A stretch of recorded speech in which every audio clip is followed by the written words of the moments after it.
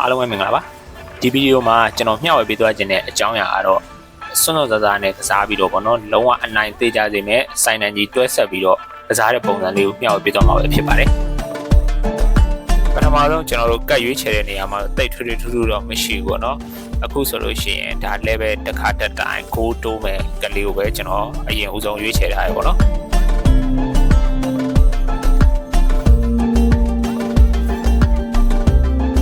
အားလီဂိမ်းဖိုက်တွေမှာတော့ထုံးစံအတိုင်းပဲဒီ Adricio နှစ်ကောင်ဖြစ်တဲ့ကျွန်တော်တို့ Dicky ရဲ့ပြီးလို့ရှိရင် Lolita ရဲ့ကိုရမှာဖြစ်ပါတယ်အဲ့တော့အဲ့နှစ်ကောင်နဲ့ကျွန်တော်တို့တိုက်ဖက်မဲ့တွဲလုံးလေးတွေကိုတွဲဆက်ပြီးတော့ကျွန်တော်တို့အားလီဂိမ်းဖိုက်တွေမှာအနိုင်ရအောင်ထိန်းထားဖို့ပဲလိုပါတယ်ဒီဒုတိယကရွေးချယ်ရတဲ့အချိန်မှာတော့ကျွန်တော်တို့ဒီပေါ့နော်ဦးစားပေးပြီးတော့ကစားမယ်စိုင်းနန်ကြီးဖြစ်တဲ့ Adricio ရဲ့စိုင်းနန်ကြီးအပြင်ကျွန်တော်တို့ Johnson သူ့ရဲ့သက်ဆိုင်ရာ hero တစ်ကောင်မှရမယ်ကတ်ကိုကျွန်တော်ရွေးချယ်လိုက်ပါတယ်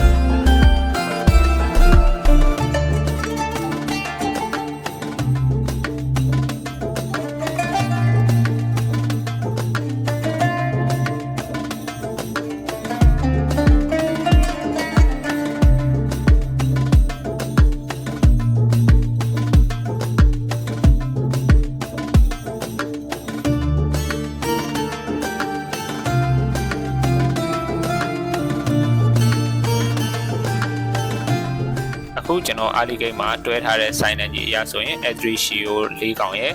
Mage ရဲ့ Support ရဲ့ဆိုပြီးတော့ကျွန်တော်ယူထားတယ် Mage ကတော့ကျွန်တော်တို့ထုံးစံတိုင်းပဲပေါ့နော်ဒီ Dicky တို့တခြားအခု Fashion ထည့်ထားတယ်ဘာလို့လဲဆိုတော့ကျွန်တော်အဲ့ Fashion ထည့်ထားတဲ့အကြောင်းကိုနောက်ဆက်ပြီးတော့ရှင်းပြပေးမယ်သွေးတက်ဖို့အတွက်ပေါ့နော် spell သုံးရင်သွေးပြန်တက်ဖို့အတွက်ဒီ Mage စိုင်းနန်ကြီးကိုယူထားတယ်အဲ့ဒါနဲ့ပတ်သက်တဲ့ hero လည်းကျွန်တော်ထည့်သွင်းထားတယ်နောက်တစ်ခုက support ကကြတော့ဒါထွေထွေထူးထူးတော့မဟုတ်ဘူးเนาะရှီးရဖို့အတွက်ကျွန်တော်ထည့်ထားရတယ်ပေါ့เนาะ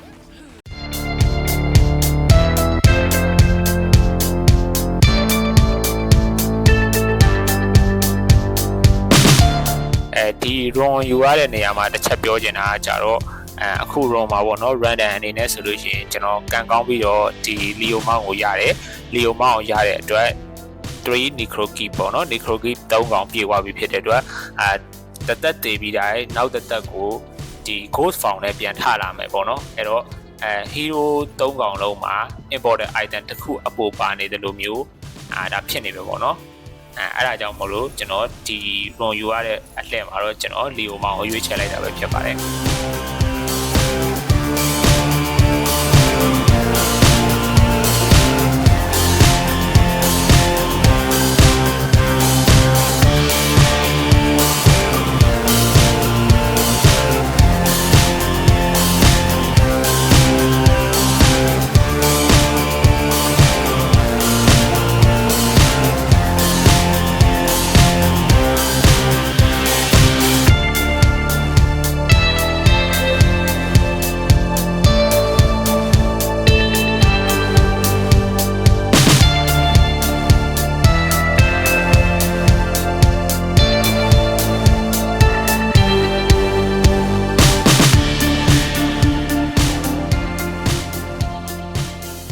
ဒီနောက်ဆုံးတတိယကတ်မှာတော့ပေါ့နော်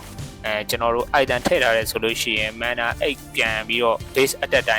င်းမှာပြန်ပြီးတော့ဖြည့်ပေးတဲ့ကတ်ကိုရွေးချယ်လိုက်တယ်ဘာလို့ကျွန်တော်ဒီကတ်ကိုရွေးချယ်လဲဆိုလို့ရှိရင်ကျွန်တော်တို့ရဲ့ဒီ Necro Key Synergy အရာဆိုလို့ရှိရင်ကျွန်တော်တို့ Functioner က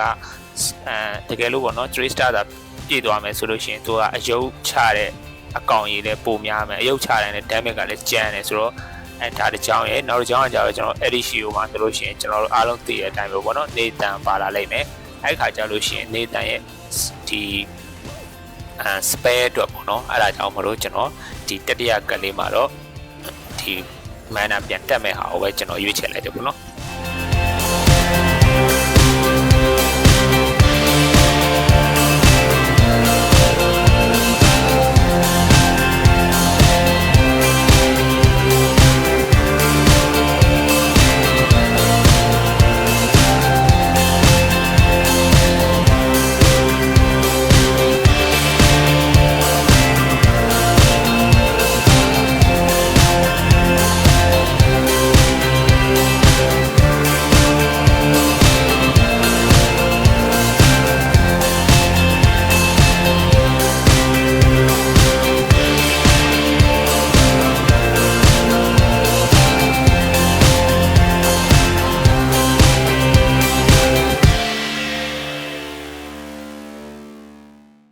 အ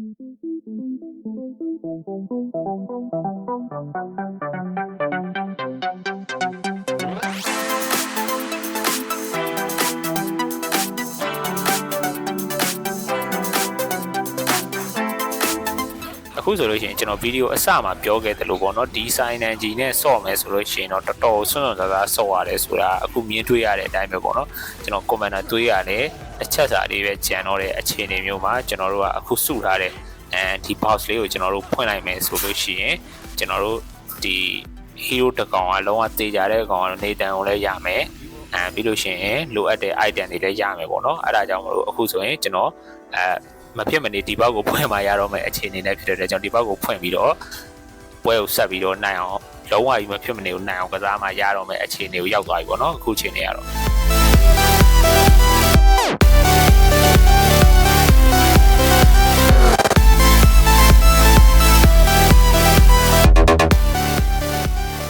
ဒီမှာတစ်ချက်ပြောချင်တာက vein ကိုအဓိကယူထားတဲ့အကြောင်းရင်းက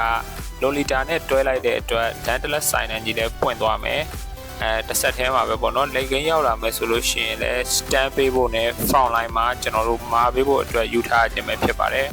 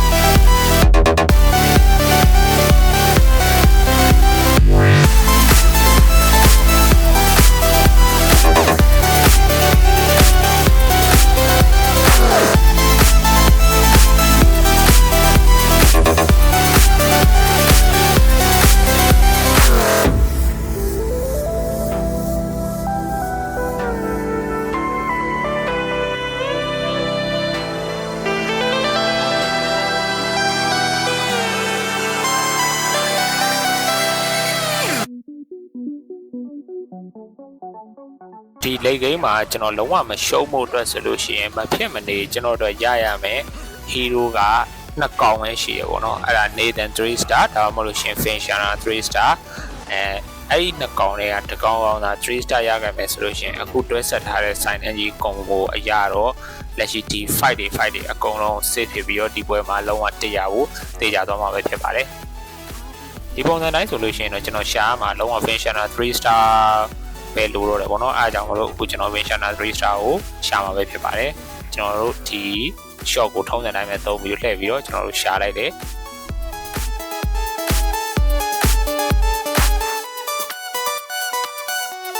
အာလီဂိမ်းတွေကကျွန်တော်ဖဇာနာကိုယူခဲ့လဲဆိုတာကိုကောင်းကောင်းကြီးနားလည်သဘောပေါက်မယ်လို့ပြောနေပါတယ်ဖဇာနာအနေနဲ့3 star ပြည့်သွားတဲ့အခါမျိုးမှာထွက်လာတဲ့ damage output ကလည်းများတယ်လို့သူ့ရဲ့ spell ဖြစ်တယ်ပေါ့နော် eternal gap ကလည်း ghost found ပြောင်းသွားတဲ့အချိန်မှာတော့ထပ်ပြီးတော့အယုတ်ထက်ချအောင်ပါဆိုတော့ stand အတွက်ရော damage output တွေရောအရင်များအတွက်ကျွန်တော်အာလီဂိမ်းတွေကနေ design ကြီးကို UT ပြီးတော့ယူပြီးကစားခဲ့တာပဲဖြစ်ပါတယ်ကဲဒီဗီဒီယိုလေးကတော့ဒီလောက်ပါပဲEdishio Hero 6ကောင်နဲ့ဘယ်လိုမျိုးစွန့်စွန့်စားစားကစားပြီးတော့အနိုင်ရရှိခဲ့တယ်လဲဆိုတာကိုမျှဝေပေးခဲ့ခြင်းပဲဖြစ်ပါတယ်ကျွန်တော်ရဲ့ဗီဒီယိုမှာလိုအပ်ချက်တစ်စုံတရာရှိခဲ့တယ်ဆိုလို့ရှိရင်လည်းအကြံပြုပေးသွားနိုင်ပါတယ်အားလုံးကျေးဇူးတင်ပါတယ်